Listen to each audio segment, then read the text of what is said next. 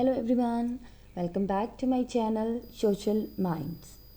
Through this video, we are continuing the same chapter Mughal Empire, and today we will discuss about their succession traditions and their relation with the other rulers.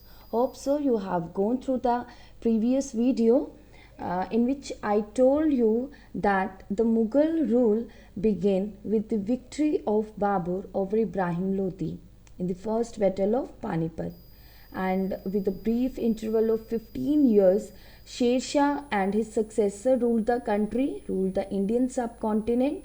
Otherwise, the Mughal Empire lasted from 1526 Common Era to 1858 Common Era. The Mughal dynasty produced six great kings: Babur, Humayun, Akbar, Jahangir, Shah Jahan, and Aurangzeb. And after the death of the Aurangzeb, the Mughal Empire, the decline of the Mughal Empire began, and the Mughals were known as the later Mughals. And I explained the major military campaigns taken by these great Mughal emperors. Now we are going to discuss about their succession traditions. Mughal tradition of succession. There are two rules, or you can say there are two traditions by which they can divide their inheritance, which they inherited by the father. The first one, we have the primogeniture. This is the system where eldest son inherit his father estate. It means father's properties. So, according to this system, whosoever was the eldest son of the emperor, the eldest son inherited all the father estates. However, the Mughals did not believe in this rule. Next tradition, we have coparcenary. This is the division, according to this rule, the division of property was amongst all the sons. And this division, this custom was given to the Mughals by the Timur. So this coparcenary tradition of succession was also called as the Timurid custom. And Mughals followed this also as well. Like Humayun divided his father inheritance with his brothers. He shared the inheritance or the estate or the property with his three brothers. However, due to this tradition of succession, means this coparcenary tradition of succession, many times Mughal princes had a rebellion against their rule of father and potentially successor's brother. And this became a rule, this became a tradition in which the brothers rebelled against the potential ruler. And even the brothers, or you can say the sons, they became rebel against the father also. Like in this we can give the example of Humayun, where the Humayun brother Mirza Akram supported the Afghan rulers to get the throne.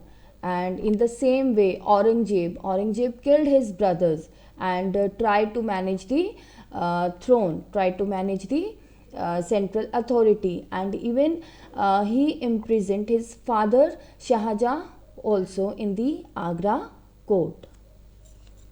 So there are two traditions of succession.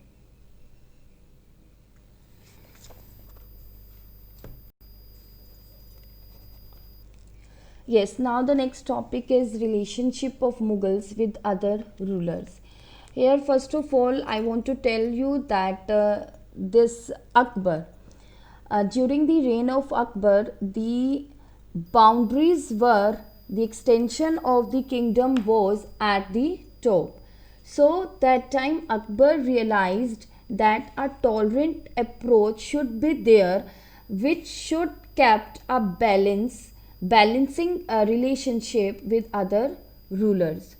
So, whatever we are going to study in these boxes, first of all, that was started by the Akbar only, and these measures were followed by the later on emperors also.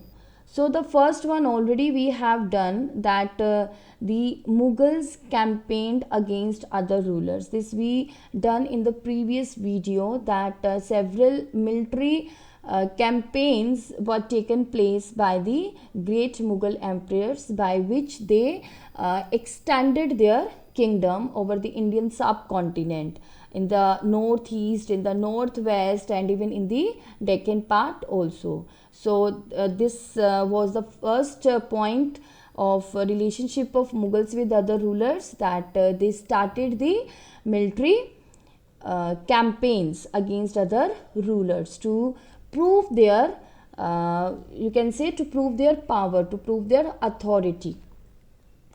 Then many rulers also joined Mughals voluntarily. Now here I can give you the example of the Rajput rulers, because Rajput rulers were the best example of this. Because when the Mughals were extending their power, many rulers saw them that they had a strong administration, they had a strong army. So some of the rulers joined Mughals themselves without putting up any resistance. मतलब उनको resist किए बिना ही उन्होंने Mughals authority को join कर लिया. And this third point is related with the second only. So when rulers joined Mughals authority themselves, then the Akbar got into the matrimonial alliances with Rajput. So Rajput married their daughters into Mughal families. So here we can give the example of mother of Jahangir.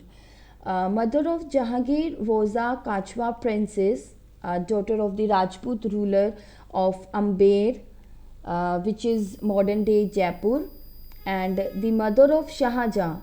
She was also a Rathore princess, a daughter of the Rajput ruler of Marwar, और मारवार को आज जोधपुर बोला जाता है. Then this fourth point is also related with the second one. When Rajput rulers accepted the Mughals, then they considered, especially the Mughals, considered the Rajput rulers as trustworthy and loyal, and they also treated them with dignity and respect. And Akbar found that Rajput people or the Rajput rulers were brave and loyal. So Rajput gave them high positions in Mughal court. So they were given high post in Akbar administration as they were trustworthy and sincere. So here we can give the example of Raja Bhagwan Das and Raja Man Singh, Raja Todarmal. They were the important trusted officials in the Mughal court. Then the next point, even defeated rulers. Now here for the defeated rulers, I can give the example of Sisodia rulers.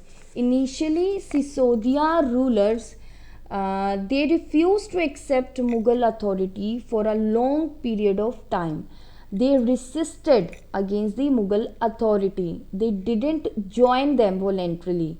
So they put a strong resistance against Mughal rulers.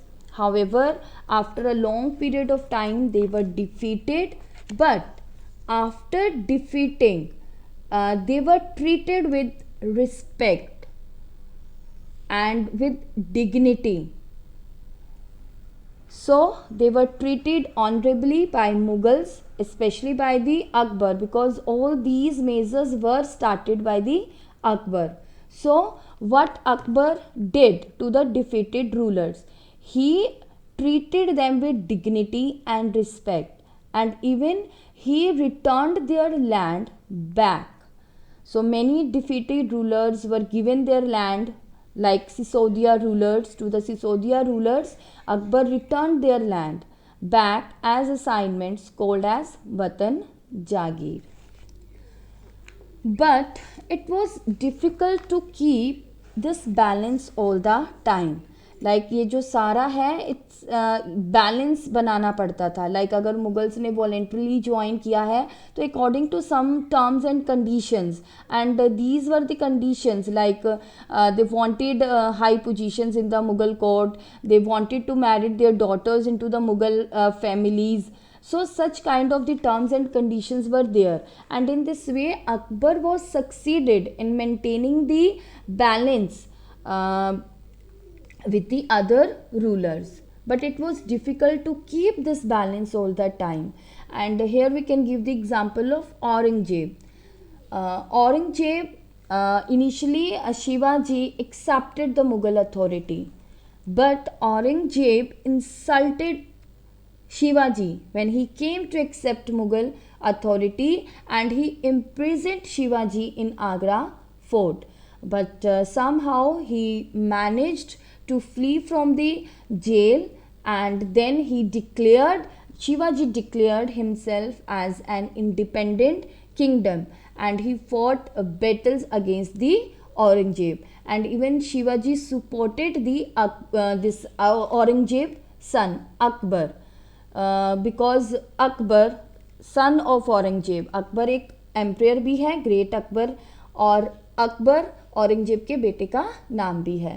So Akbar became rebel against Aurangzeb and he took support from Shivaji. However later on Akbar had to flee to the Iran. So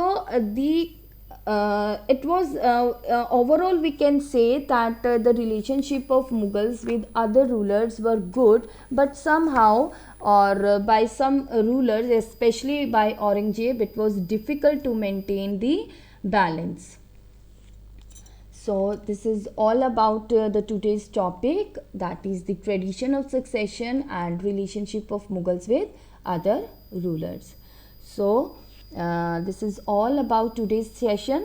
I'll come back very soon with the next topic of the same chapter. Till then,